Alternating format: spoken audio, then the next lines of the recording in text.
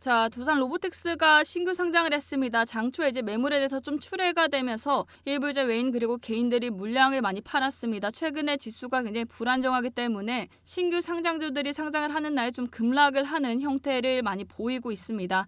특히 외인 기관 세력들이 개인의 물량에 대해서 좀 받아내는 형태를 보이고 있는데 지금 세력들이 계속 물량을 담는 이유에 대해서는 추가적으로 나올 재료에 대해서 미리 알고 있기 때문에 현재 단계에서 이제 물량을 흡수하고 있는 상황이라고 보시면 될 것 같고요. 그래서 지금 5만 원대 구간, 오늘 같은 경우는 다행히 5만 원대 구간 지켜줬고 5만 원 구간 자체가 심리적으로 중요한 가격대이기 때문에 이 구간에 대해서 어느 정도 횡보를 하면서 다시 한번 상승이 나올 거기 때문에 5만 원 구간 단기적으로 지켜주는 모습이 중요하다. 자, 더군다나 지금 하반기 내년 관련해서 추가적으로 나올 호재 재료가 굉장히 많기 때문에 이거에 대해서는 우리가 적절하게 지지라인 잡고서 추가 매수 기회로 삼아야 되는 상황이라고 보시면 되실 것 같습니다.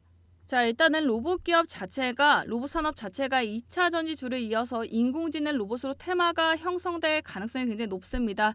일단 두산 로보틱스 매출의 60% 자체가 해외에서 발생하는데 지금 미국, 유럽에서 협동 로봇에 대한 수요가 엄청나게 빠르게 증가를 하고 있고 그래서 이 글로벌 협동 로봇 시장이 2030년까지 매년 35% 이상 성장이 예상되고 있습니다. 다른 분야에선 찾아보기 힘든 압도적인 성장세라고 보시면 되겠고요. 지금 내년 2024년 흑자 전환이 예상이 되고 있고 2030년 기준 매출액이 본격적으로 폭발적인 상승이 나올 거기 때문에 지금 단계에서 미리 중장기적인 전략을 세워야 된다라는 거죠. 현재 단순 노동 등을 대신할 로봇의 침투율은 2%에 불과하지만 인건비가 올라가는 추세에 반대로 로봇 구매 비용이 낮아지면 특정 시점에는 로봇 공급이 급격하게 늘어날 수가 있습니다. 지금 이미 해외 IT 기업, 배터리 기업 등과 공급 계약 그리고 공동 기술 개발이 진행되고 있고 말씀드린 대로 미국, 유럽에서 지금 활발하게 로봇 협동 로봇에 대한 수요가 엄청나게 늘고 있기 때문에 해외 시장 중심으로 미리 성장세를 볼 수 있다라고 보시면 되고요. 그래서 지금 현재 로봇 시장의 침투율이 2% 하지만 점점 이 규모가 늘어날 거기 때문에 그만큼 큰 잠재력을 지니고 있다. 그래서 계속 말씀드린 대로 장기적인 변동성 있을 수가 있지만 중장기적으로는 계속 꾸준히 매년 우상향할 거기 때문에 우상향할 수밖에 없는 섹터의 대장주기 때문에 우리가 차곡차곡 적금 들듯이 기회를 잡아서 모아가야겠죠. 거기다가 지금 이제 본격적으로 회사 인력의 40%가 연구개발 인력, 본격적인 연구개발에 이제 올인을 하고 있다라고 보시면 되고 이제 기업 공개 IPO를 통해서 들어오는 자금 대부분이 기술 투자로 이제 사용이 됩니다. 그래서 하드웨어인 로봇뿐만 아니라 로봇을 가동할 소프트웨어 기술에 4천억 원의 실탄이 투입될 예정이라고 생각하시면 될 것 같습니다. 그리고 두산 로보틱스가 최근에 마이크로소프트와 챗 GPT 기반의 협동 로봇 개발에 나섰죠. 자, 로봇 개발에 대해서 지금 거의 끝난 상황이고 이것에 대해서 내년 CES 2024에서 해당 로봇에 대해서 이제 선보이게 됩니다. 자, 그래서 마이크로소프트 협업 로봇 공개 예정이고 그만큼 이제 추가적인 해외 수주 이런 부분에 대해서 물꼬를 틀 수 있는 징검다리 역할이 된다라는 거죠.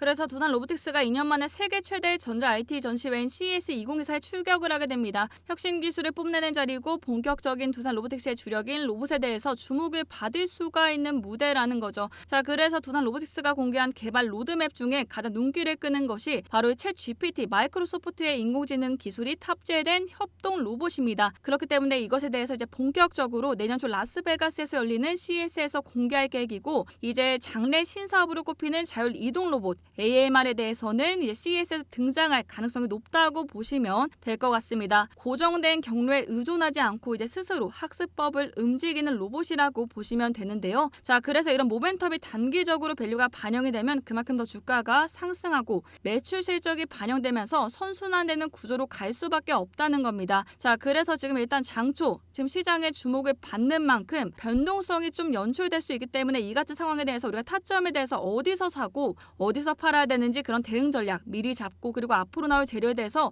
일정은 어떻게 되는지 언론에 나오는 재료 그리고 언론에 공개가 되지 않은 재료 미리 알고 가는 게 굉장히 중요하겠죠. 자, 그래서 제가 두산 로보틱스의 투자 보고서 증거사의 대외비 리포트를 준비했는데 말 그대로 외인 기관들에게만 공개되는 대외비 보고서라고 보시면 됩니다. 자, 지금 이제 특정 기관들 왜 이제 물량을 담고 있는지 이제 그런 재료에 대해서 분석이 나와 있고요. 어디에서 사서 어디서 팔아야 되는지 세력들의 평단가 대비해서 등 전략이 자세하게 나와 있습니다. 자, 일단 결국 중요한 것은 이 두산 로보틱스에 대해서 앞으로 시장에 여파를 미칠 재료라는 거죠.